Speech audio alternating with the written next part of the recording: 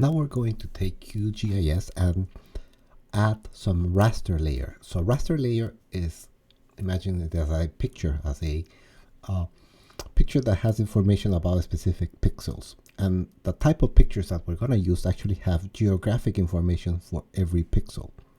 So let's see how this works. So here I have my map from Pittsburgh. And remember, here's where we added the neighborhoods and so on. Let me zoom out a little bit. And what I want to do is I want to bring in data for the digital elevation, so the height of each of these areas in the map.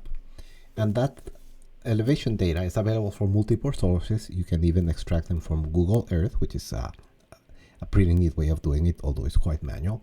Or you can use the data that's provided by NASA from their data collection effort about 20 years ago. So in February of 2000, the shuttle collected a data set referred to as the Srtm data set. It stands for Shuttle Radar Topography Mission. So basically they measure the elevation for every point, basically almost every point on Earth. And they did this every 30 meters. So it has a resolution from one point to the next one of 30 meters. And how do we actually obtain this data? There's a few ways of doing it. I'm gonna show you a couple of ways. One is using earthexplorer.usgs.gov, so from the Geological Service. And in order to search data, I already have Pittsburgh selected here. I could go down here where it says I want to look for a predefined area, add shape. I'm gonna select the state of Pennsylvania. Right there. The area type, I want to pick the county. I know that it's Allegheny County. Add. So that's the area that I want to look at. And now that's just the county. Let's see what Srtm data is available for this. So let's see. What I'm going to do is I'm going to say results. And let's see. Let me show you all the data sets that are available. And when you click on results, it tells you all the data that's available for that particular area. So there's some aerial imagery, there's commercial satellite information, there's a few things. What we are interested in right now is digital elevation. So if you expand digital elevation, Srtm is right there. I'm gonna pick the first one, and if you look at the previous page, it explains to you what is the difference between these two. So I'm gonna pick at Srtm 1 arc or 30 meters global. And I'm going to click results, and it shows what the Srtm project or the measurement actually has for this area. So if you look at this, I have something on the left and then something on the right. These are the two data sets that are available, and actually I can ask the interface to actually show me what the data that is available. So these are the two data sets that we need.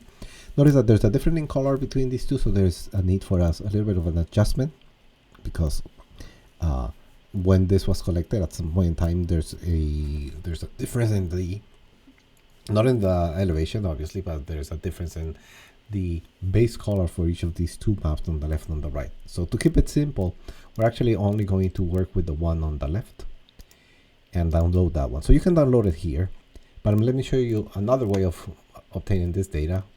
And there's a project or a website called the 30-meter Srtm tile downloader, and it's in www.kns.com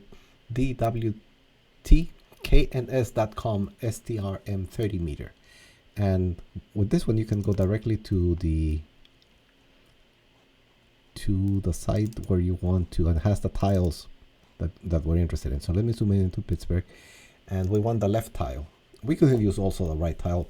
I'm going to pick the left tile, the left of Pittsburgh, where there's Mount Washington, so we should be able to see a few mountains around Pittsburgh here on the left. So I'm going to click the left tile here. Again, I could download both. I'm going to download the one on the left, and I'm doing just one because I don't want to, in this video, to show you how to do the color calibration so that the two layers or the two tiles look continuous. Okay, so I'm going to save this, and I have to save it. There is the 40W081. Let's save that. I'm gonna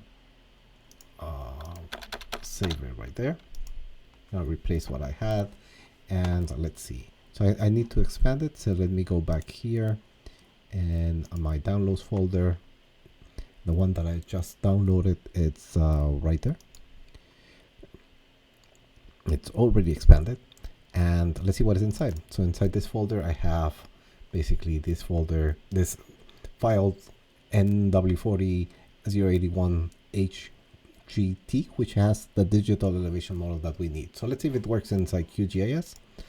Let's go here and let's download and let's add a layer. We're going to add a layer, and we're going to add a raster layer. And let's go here and let's pick the right one, this one. Sorry, the one on the left. And we're going to add it. And there you go. That's the tile on the top of QGIS.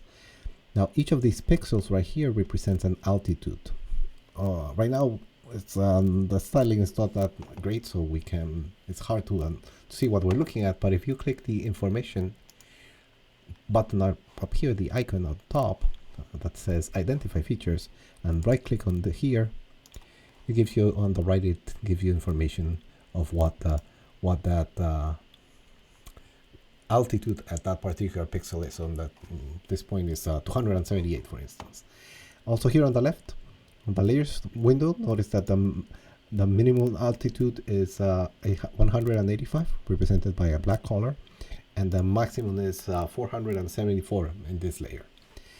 Now this is not easy to understand when it's in gray, so let's change the colors here. I'm going to go here and say properties, and I'm going to change.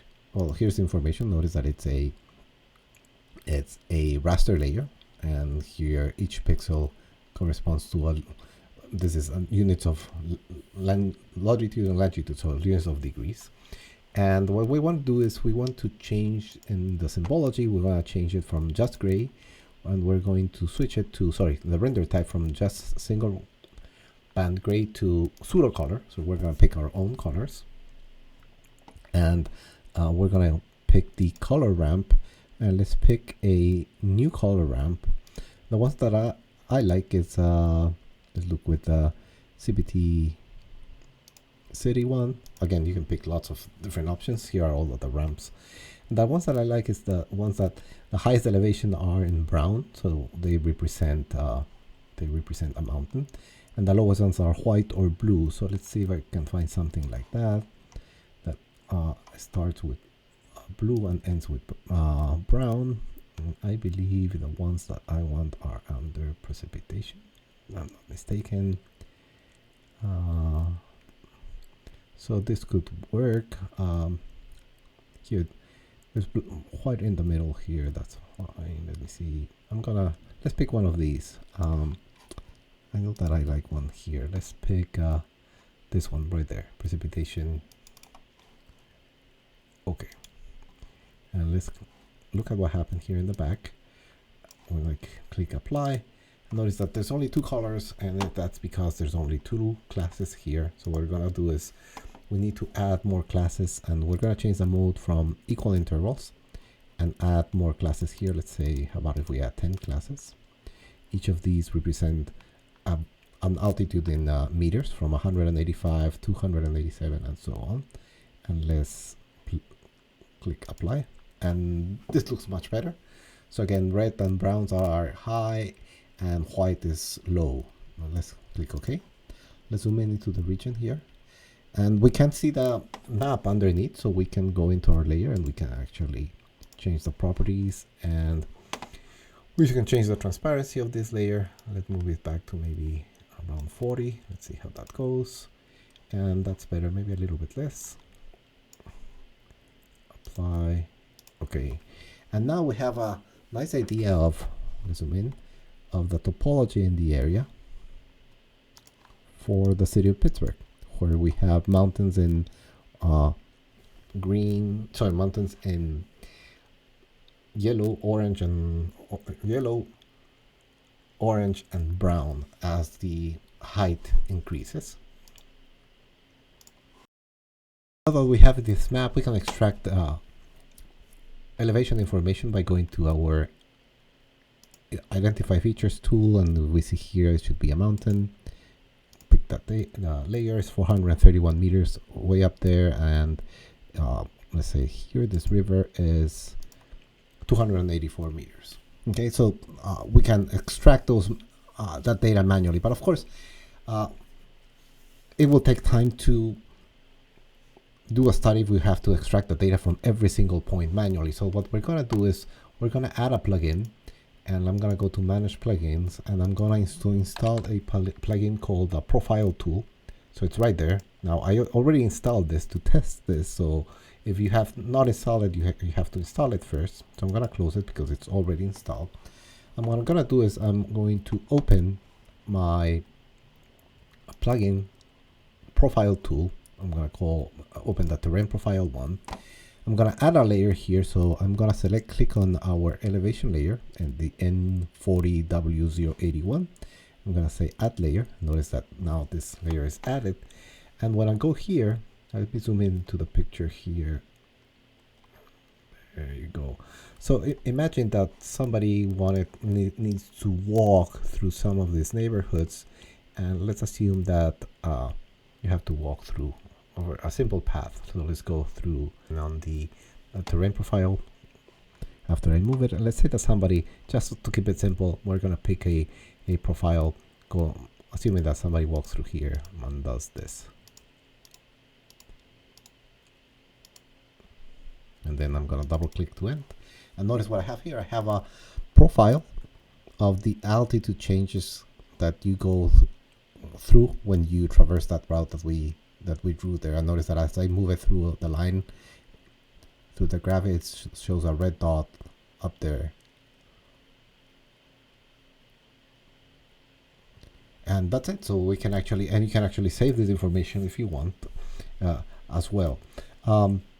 So that's what we're going to do for now with the profile tool and the digital elevation model.